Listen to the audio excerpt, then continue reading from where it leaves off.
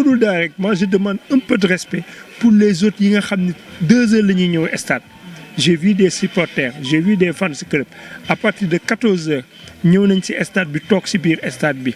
seen besoin yëpp ci biir stade bi lañ koy defee suñuy añ suñu bëggee añ suñu bëggee jënd sandwich tout ci biir stade bi la leen di fekk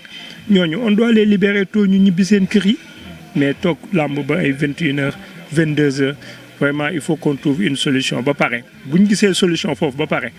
problème mu dagg bi bëri na. le problème des kagul tamit mun nañu ne président bi ngeen laalee li nga xam ne mooy kagul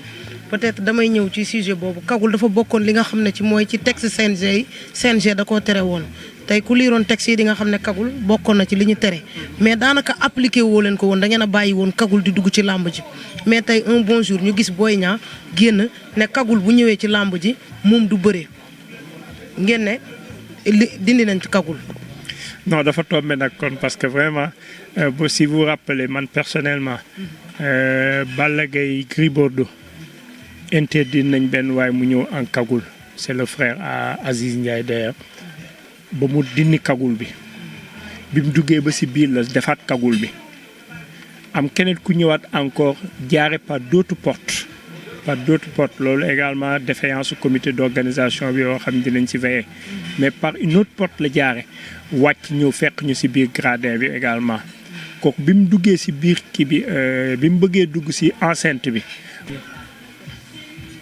ñu ngi xool pour le moment Saint-Louis manifesté na besoin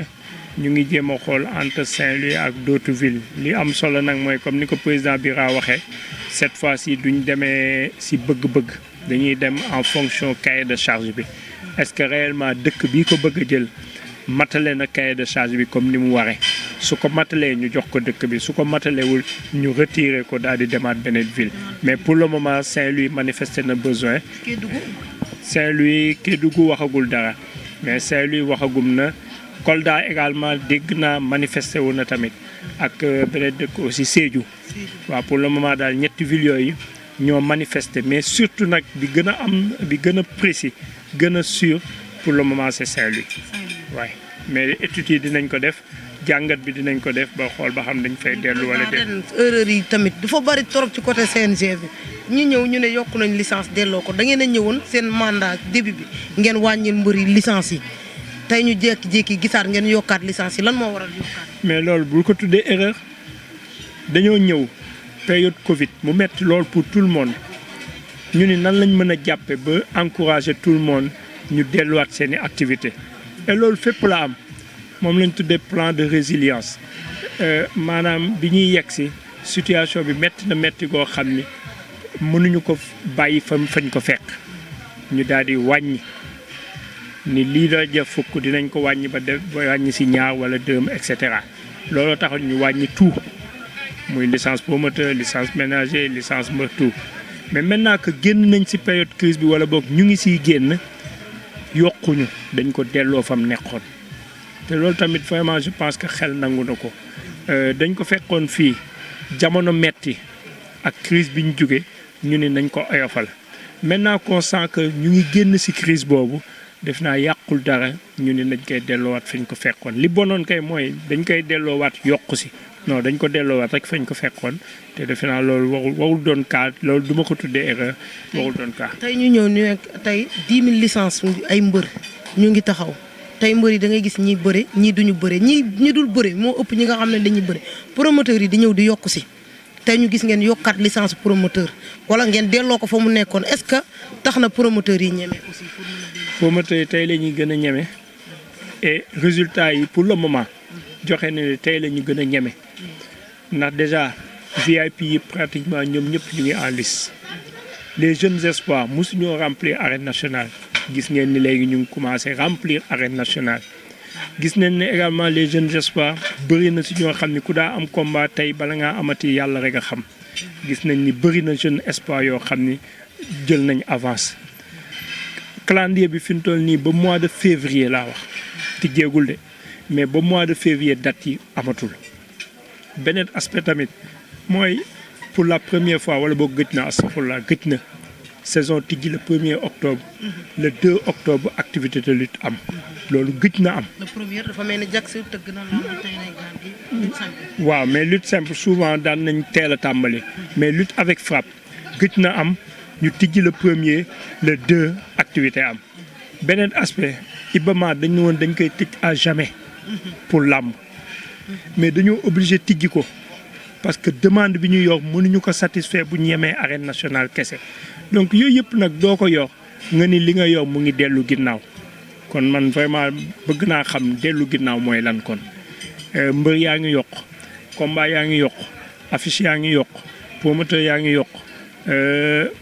espoir yaa ngi yéeg espoir yaa ngi remplir ay arènes yoo xam ni kenn xalaatu ko woon ci ñoom yooyu yëpp nag boo ko boolee nga ni li nga yor mu ngi dellu ginnaaw kon man bàyyil ma tànn dellu ginnaaw boobu. le problème de l'arène nationale lan mooy problème bi arène nationale coow li bari na ku mel Kéba Kanté def na benn sortie ne arène bi amul directeur te man gis naa ko fa représenté comme étant directeur arène bi amul hygiène arène bi amul nangam diggante bi ñu defee arène beeg léegi yàggul gis nañu arène bi yëpp yàqu na lan mooy problème mu arène nationale te tey kuy wax ci arène bi da ngay dut baaraam le CNG.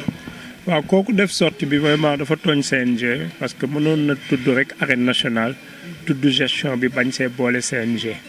parce que pour le moment arène nationale bi c'est sous l'autorité du ministère des sports ministère des sports moo yor kilifteef bi jël kenn kuñ tuddee le directeur des infrastructures sportives 10 daal di ko koy confier kooku tamit jël ay éléments am yu bokk ci biir département am confier ko la gestion quotidienne de l'arène ñun ñu ñëw di jouir ci arène bi donc problème bu fa amee on doit pouvoir interpeller en premier le directeur des infrastructures bi fa teg ay nitam mais pas le CNG et pourtant le CNG amul benn bis boo xam ne accompagner wul les promoteurs du début à la fin pour yombalal leen tout ce qui peut l'être pour ñu organiser seen journée tranquillement parce que xam na ni son devoir moral c'est d'accompagner les promoteurs à ce que seen journée yi se fasse tranquillement problème am na fa ñu war mën a interpeller vraiment ki nga xam ni ci loxoom lañ ko teg mais qui n'a rien à voir avec le CNG donc problème boo mën a wax foofu nga lan mooy problème bi pour moi si on veut vraiment avoir la source de la réponse correcte wala tontu bu gën a yanu maanaam bu ñu ko bëggee am nañ interpeller directement le directeur des infrastructures sportives du ministère des sports moom il a toutes les réponses par rapport sortem bi nee na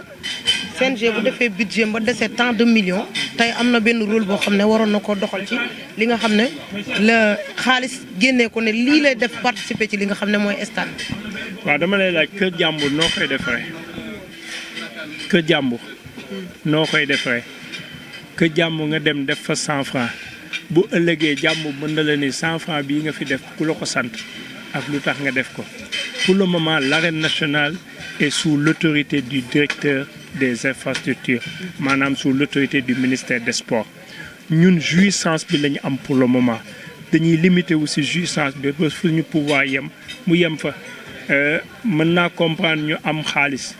dugal ko ci d'autres investissements qui concernent purement la lutte ou qui concernent purement le CNG mais pas qui concernent l'arène nationale. On peut voir également proposer des solutions pour un meilleur entretien de l'arène nationale. Ça, on propose des solutions pour un meilleur entretien. Li am solo ba am solo mooy ñun ñi nga xam ne jouissance bi si ñun la nekk muy le CNG dinañ góorgóorlu ba lépp loo xam ne ñun suñu coobare bopp si la yàqoo ñu koy defar te loolu ñu ngi si boo leen seetloo à travers bi ñuy defar chaise yi bi ñu yàqoo ñu génne suñu xaalisu bopp en dehors des retenues yi ñu génnee si xale yi suñu xaalisu bopp ñu defaraat chaise yi donc foofu la suñu pouvoir de réaction yem buñ si bëggee defaat leneen nag day mel ni ñu dem fekk jàmbur naan dafa am luñ fay jubbanti. dafa mel ni balaa ñëw saison bi di tijji gëm nañ ne chaise yi fa yàqu dinañ ko defaraat. waaw loolu yëpp daal si biir plan bi lay bokk plan de relance bi lay doon ñu jéem a xool ñun par rapport ak suñu degré d'implication si yëf yi fan la toll et ñu def face à nos obligations du ñu faillir à nos obligations lépp loo xam ne c'est du ressort du CNG jàpp leen ni le CNG fera face maintenant lépp loo xam ne nag ça dépasse le CNG c'est le ministère qui est carrément interpellé là également on fera face avec le ministère. sama kàddu gu mujj mooy bientôt li nga xam ne mooy drapeau chef de l'État mais avant drapeau chef de l'État ñu ngi jëm ci tournoi boo xam ne ci la ñuy ràññeewee les pays yi nga xam ne ñoo gën a fës ci li nga xam ne mooy làmb muy tournoi CEDEAO mun nañoo jàpp ban dëkk lay am séquence. waaw normalement ren dafa war a génn Sénégal nag parce que tournoi CEDEAO dañ ni bu ren Sénégal bu ñëwee année ba su topp Niger biñ fi mujjee sax ñu ngi doon wut proposition pour yaatal ko si yeneen dëkk mais loolu c'est amaguma si lu officiel mais li leebalee mooy si vraiment war nañ ko organiser cette année ce sera hors du Sénégal ba pare ñuy soog a ñëwaat maintenant Sénégal pour beneen édition. drapeau bi également comme ni nga waxee bii pa dañuy bañ ku ñu bett dañuy bañ également mu am ay jafe-jafe yi ñu dundoon à fële à Diourbel surtout wàllum hébergement bi moo tax bii pa cahier de charge bu leer lañ génne bu leer naññ et on fera le maximum possible pour jéem a appliquer ce cahier de charge du début à la fin si on a toutes les conditions réunies ville boobu la ñuy tànn su amee benn kese boo xam ne xaw na see sooxe ñu tànn beneen au détriment de cette ville waaw c'est sûr donc matuwaay yooyu daal jël nañ ko di ñaan yàlla rek comme ni ñu ko mébétee nii yàlla may ñu kàttan ba ñu yeggale ko incha allah. maa ngi lay jaajëfal mais di leen sant di leen gërëm di leen féliciter nag di interpeller waat une fois de plus les acteurs ni leen le CNG est là pour tout le monde. CNG dinaa koy tooñ ay nit sax naan CNG amuli bunt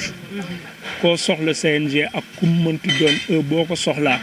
soo leen ñëwee da ngeen di toog ñu échanger ñu xool li gën pour làmb ñu def ko li gënul ñu jéem si xool nan lañ koy jéem a améliorer donc koo xam ne nag tijjil na la ay bunt wala sax amuli bunt soo nee du ma toog ak moom wala bokk soo nee soo ko sikkee yenn yi nañ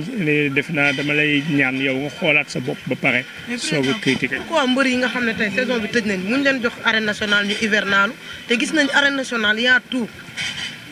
am na lépp loo soxla ci entraînement rek yéen def ngeen ko fa tey loo lu nekk ci wàllu muy basket muy lépp mu ngi biir arène nationale te arène nationale la ñu wax pour làmb la mënuñu ko jox mbër yi ñu dem hivernal. waaw mooy li ma la wax rek question boobu dañ koy reposer waat le ministère des sports.